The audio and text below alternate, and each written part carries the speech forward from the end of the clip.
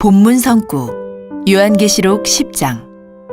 내가 또 보니 힘센 다른 천사가 그 손에 펴놓인 작은 책을 들고 내가 천사의 손에서 작은 책을 갖다 먹어버리니 내 입에는 꿀같이 다나 먹은 후에 내 배에서는 쓰게 되더라. 저가 내게 말하기를 내가 많은 백성과 나라와 방언과 임금에게 다시 예언하여야 하리라 하더라.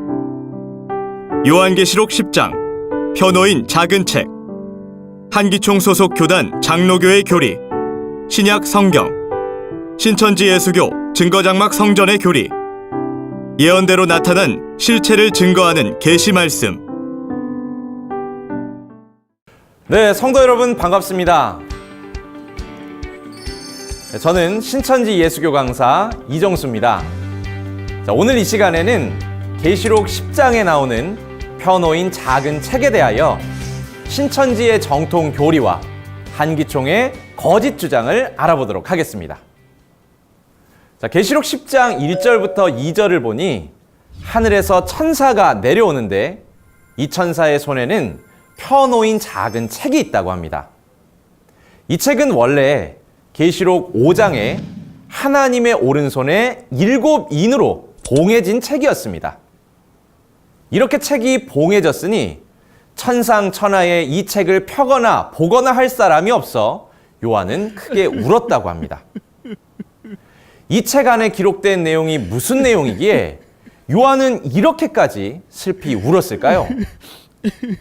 자, 그러나 다행히 예수님께서 이기심으로 이 책을 취하시고 그 인을 떼어 펴신 후 천사를 통해 요한에게 전달해 주신 것이 바로 오늘 이 본문에 펴놓인 작은 책입니다.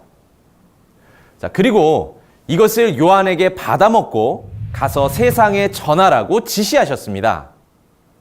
자, 그렇다면 마땅히 우리도 이 요한을 통해 펴놓인 책을 전달받아야 하지 않겠습니까? 혹시 여러분들은 이 책을 전달받으셨습니까? 자, 과연 이 펴놓인 책은 무엇일까요? 자, 그리고 누구를 통해 어떻게 전달받을 수 있는 걸까요? 자, 이 시간을 통해 확실히 알아보도록 하겠습니다. 자, 먼저는 자칭 정통이라 주장하시는 한기총 소속 장로교단의 목사님들의 주장부터 알아보도록 하겠습니다. 자, 이들은 계시록 10장에 펴놓인 작은 책을 신약 성경이라고 주장하고 있습니다. 자, 이것이 과연 올바른 해석일까요? 이 주장이 얼마나 터무니없는지 한번 알아보도록 하겠습니다. 자, 계시록 10장에 펴놓인 책은 계시록 5장에 하나님 오른손에 봉한 책이었죠. 자, 그런데 정말 충격적인 것은 한기총 소속 장로교단과 순복음 교단에서 이 펴놓인 책은 신약 성경이라고 해놓고 계시록 5장에 봉한 책은 아담 때 잃어버린 에덴 동산의 토지 문서라고 주장하고 있다는 것입니다. 아니, 같은 책인데 책이 봉해지면 토지 문서고 책을 펼치면 신약 성경이 된다는 게 말이 됩니까? 아니, 우리 목사님 혹시 마술사? 여러분, 정말 이건 말도 안 되죠? 그러니 한기총 소속 장로교단 목사님의 주장은 터무니없는 거짓말임을 알 수 있습니다. 자, 이게 끝이 아닙니다. 이 펴놓인 책의 실체를 알려면 본문과 같이 실제로 책을 받아 먹거나 아니면 받아 먹은 자를 통해 전달받아야 알 수 있는 것 아니겠습니까? 자, 한기총 소속 장로교단 목사님께 한번 여쭤보겠습니다. 혹시 목사님께서는 천사를 통해 책을 받아 먹은 요한이십니까? 자, 아니면 이 요한을 통해 책을 전달받은 적이라도 있습니까? 아니, 그것도 아니라면 이 펴놓인 책을 구경이라도 해보셨습니까? 자, 이와 같이 본 것도 없고 받은 것도 없는 자가 봉한 책은 토지 문서다, 펴놓인 책은 신약 성경이다, 이렇게 자의적으로 말하는 것은 명백한 거짓이 되겠습니다. 자, 그럼 지금부터 계시록 10장의 편호인 작은 책에 대한 신천지의 성경적인 바른 증거를 알아보도록 하겠습니다. 먼저 이 편호인 책이란 열어서 보여준다 하여 이것을 계시라고 합니다. 그러나 반대로 계시록 5장과 같이 열지 못하게 꼭 붙이거나 싸서 막은 것을 봉함이라고 합니다. 자, 그럼 봉함된 것은 무엇이며 계시는 왜 해야 하는 걸까요?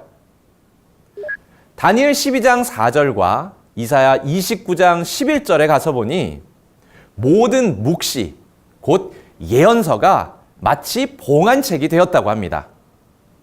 그러니 봉함된 것은 바로 장래사가 기록된 예언서라는 것을 알 수 있습니다. 우리 성도님들 혹시 예언서 읽어보셨나요? 읽어보니 이해가 쉽게 잘 되시던가요? 자, 이렇게 예언서를 아무리 읽어도 이해가 잘 되지 않는 까닭은 예언의 실체가 나타나기 전까지 비유로 봉함되어 있기 때문입니다. 자, 반대로 편호인 책, 곧 계시란 비유로 감추었던 예언이 때가 되어 실체로 나타났을 때 그 실체를 보고 듣고 증거하는 것을 말하는 것입니다.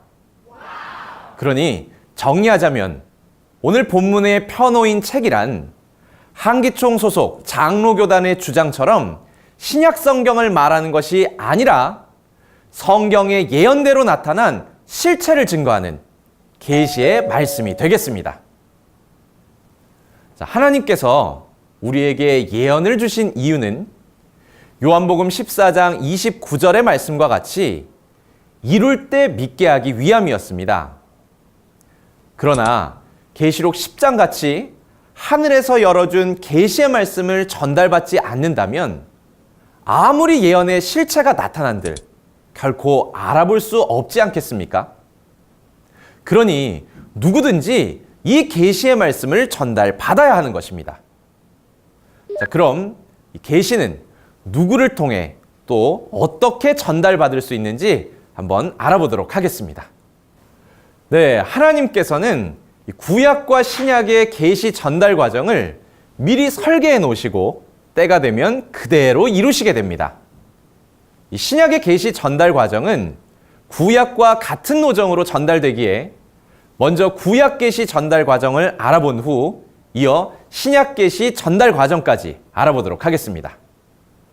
자, 구약 예언서인 이사야 29장 9절부터 13절에 가서 본 바 세상 목자들이 소경이 되어 모든 묵시가 그들에게 마치 봉한책이 되리라 하셨습니다.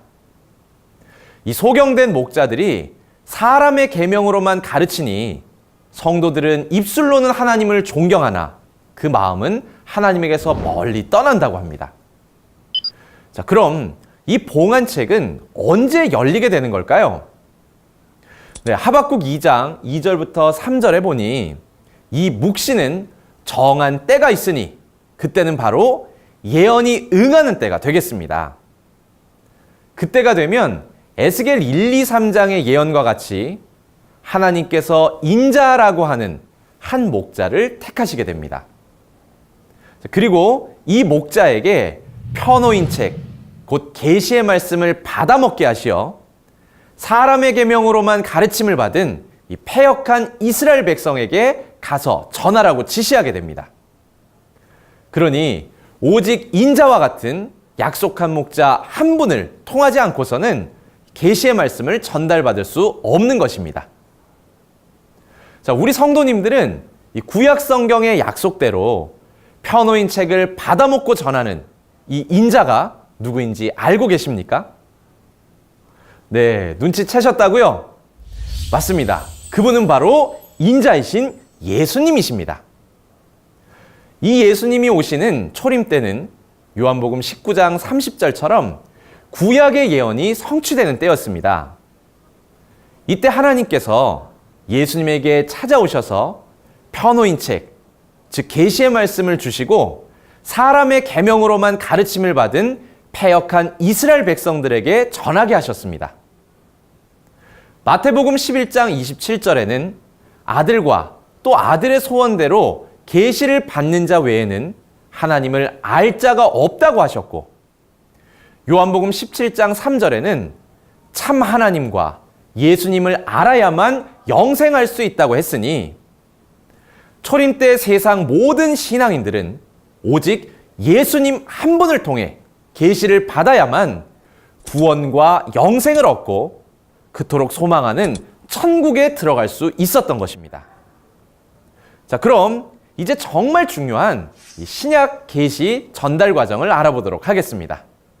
네, 신약 예수님의 계시 전달 과정은 계시록 1장 1절에 잘 나와 있습니다. 자, 보시는 바와 같이 하나님, 예수님, 천사, 요한, 종들 순서가 되겠습니다. 자, 먼저 계시록 5장에 하나님의 손에 있는 7인으로 봉한 책을 예수님께서 이기심으로 취하시고 계시록 6장과 8장에서 그 인을 떼시게 됩니다. 이렇게 펴놓인 책을 계시록 10장에 천사에게 주시고 사도 요한과 같은 한목자에게 받아 먹게 하신 후 이것을 종들에게 전하라 지시하신 것입니다.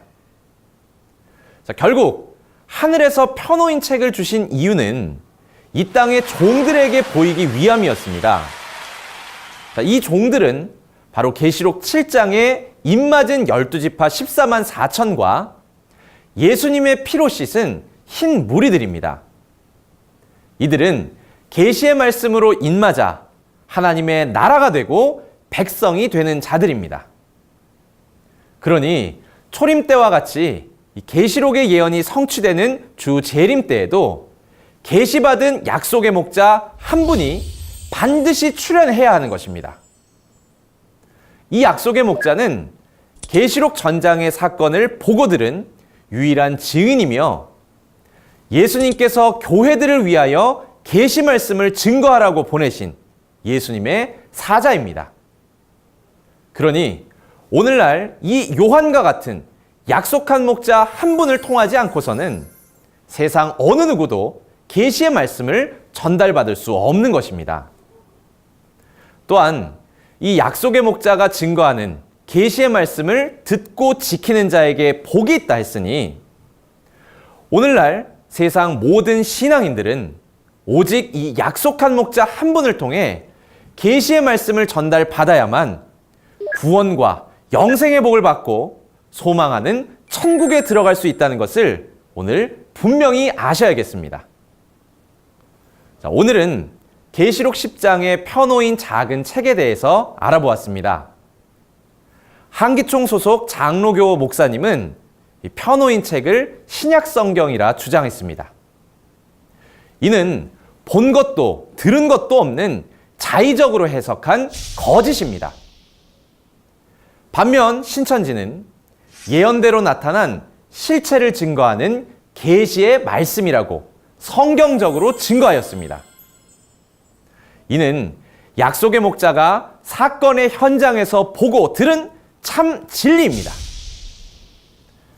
요한복음 14장 24절에 보니 2000년 전 예수님의 말씀은 예수님 안에 계신 하나님의 진리의 말씀이었습니다. 신천지 약속의 목자는 계시의 말씀을 받아 먹으셨기에 인류 최고의 진리를 증거하실 수 있는 분입니다. 그러니 누구든지 신천지 약속의 목자를 만나서 하나님의 씨로 거듭나야만 참 하나님의 자녀가 되어 천국에 들어갈 수 있는 것입니다. 하지만 반대로 요한복음 8장 44절부터 47절에 보니 사단이 들어쓰는 사단의 목자는 거짓말을 합니다.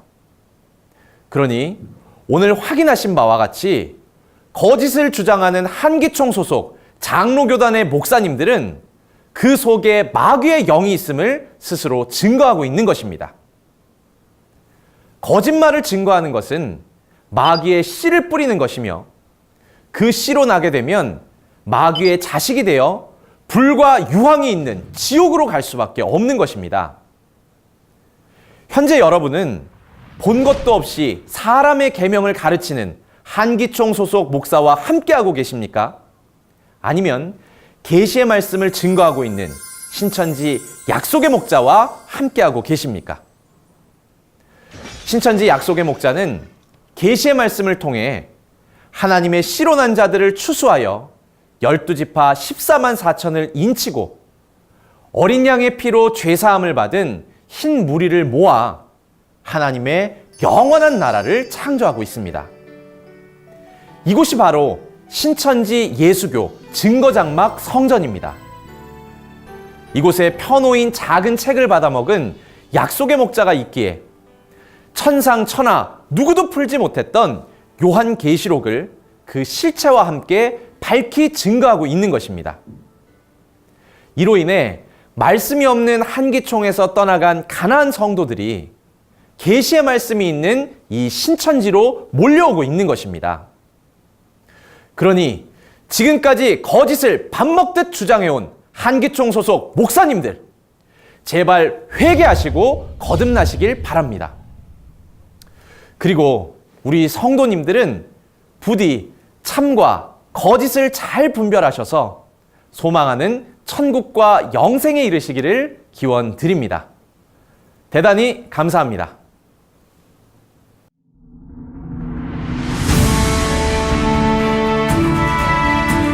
바른 증거를 한 것은 오직 성도들의 성경 지식과 올바른 신앙을 위한 것입니다. 주석 및 자의적 해설은 증거물이 없고 대신은 증거할 실상이 있습니다. 판단 기준은 성경 말씀에 입각해야 합니다.